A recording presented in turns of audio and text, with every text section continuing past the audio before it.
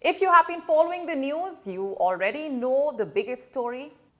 Britain's Queen Elizabeth II has passed away. Her demise was announced on the 8th of September, and it generated a range of reactions. The British are mourning, the Americans not so much. Australia and New Zealand are mourning. What about India? What does the Queen's demise mean for India? Hello and welcome to Gravitas Plus. I am Molly Gambhir.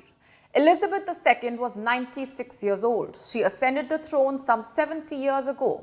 Elizabeth was all of 25. The Second World War had just ended. India had changed. It was no longer a part of the British Empire. India was a self-governing nation. It was independent. The task before Elizabeth II was to maintain the Crown's close relationship with India. She had to ensure that the Crown's brightest jewel remains its partner.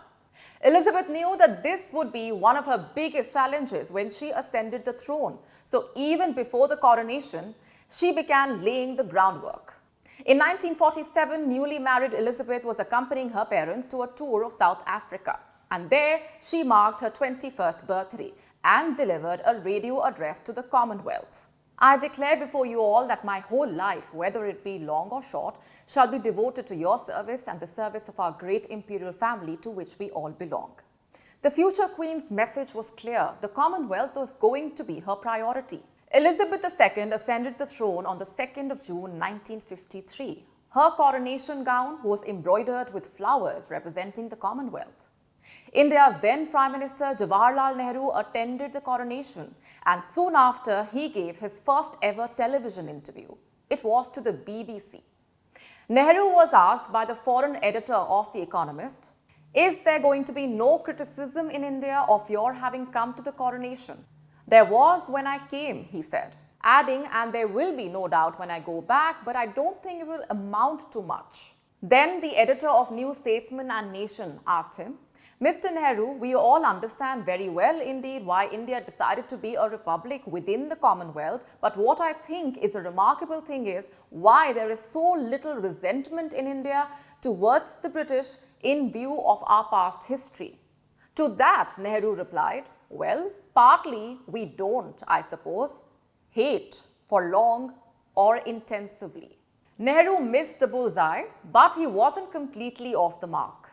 While India did resent the empire, it did not resent the Queen. Yes, the Queen was a symbol of the empire. She was synonymous with the British Crown, one that ruled India for 200 years, one that exploited India, starved India, partitioned India. The Crown that had stolen from India, even pitted Indians against one another. India resented that crown, but not the Queen who wore it. Elizabeth II inherited an empire that was on the decline, and India was already independent. The Federation of Malaya became independent in 1957. Ghana became independent in 1957. By 1967, more than 20 British territories were independent, and the Queen's task was to keep these countries close to Britain and under one roof. They came to be known as the Commonwealth, and today it is a group of 56 countries representing 2.5 billion people. India is the largest member of the Commonwealth, and the Queen was the head of the Commonwealth. A symbolic one, but an important one nonetheless. The Queen made it a point to attend every Commonwealth Heads of State meeting. Between 1971 and 2018, she missed only one Heads of Government meeting. In 1983, the Commonwealth meeting was in India. Elizabeth II flew down for a 9-day-long state visit. The Queen stayed at the Presidential Palace. The visitor suite was especially refurbished. Its linen and curtains were hand-picked to complement the Queen. In 1983, that was not the first time Elizabeth II was in India. She first visited the country in January 1961. Millions lined up on the streets to get a glance of the Queen. Sure, the Crown no longer ruled India, but it did have a certain allure. For India, the Queen's visit was a chance to show the Crown how far independent India had come. The Queen toured Delhi, Mumbai, Chennai and Kolkata. She visited the Taj, the Pink Palace in Jaipur. She went on a hunting expedition, also visited Varanasi. That year, the Queen was the guest of honor at the Republic Day parade. In one of her addresses, the Queen said, "The warmth and hospitality of the Indian people and the richness and diversity of India itself have been an inspiration to all of us." This was the relation India shared with Queen Elizabeth II. She respected independent India, remained apolitical. While India and Britain had its ups and downs, the Queen never publicly commented on India's foreign policy. And in return, India admired her. Many were fascinated by her. There was a time in history when Indians were disappointed in her.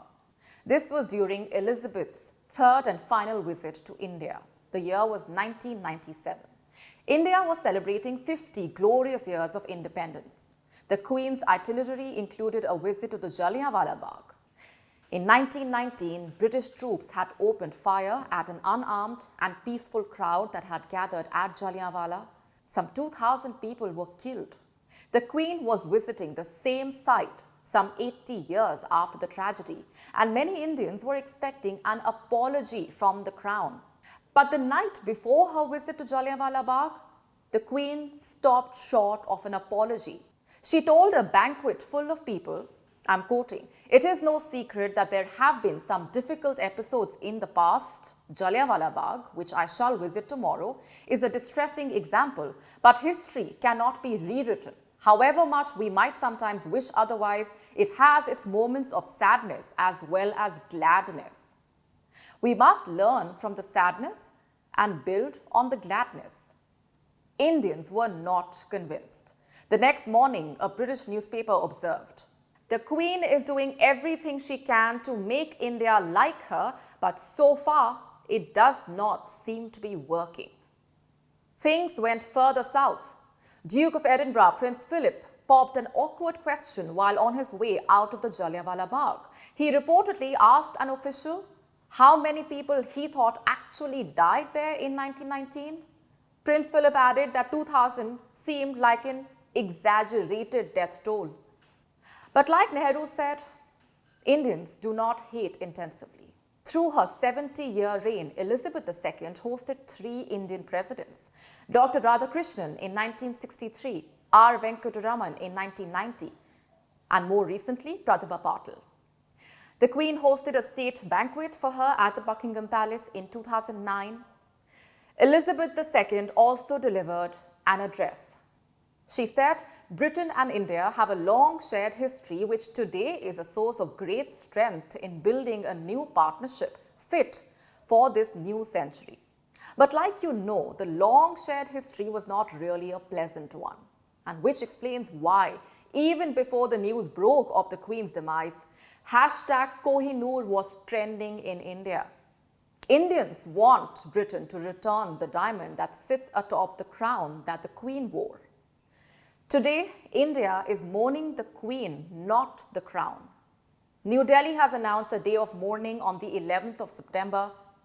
Indian Prime Minister Narendra Modi was among the first world leaders to send his condolences to the British royal family and the people of Britain.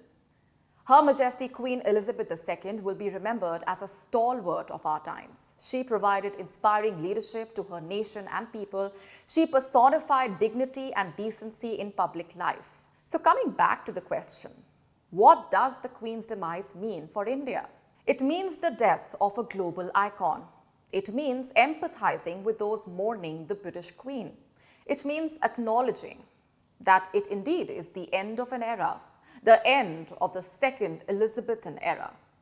But as India mourns the Queen, there is no grief for the empire or the crown.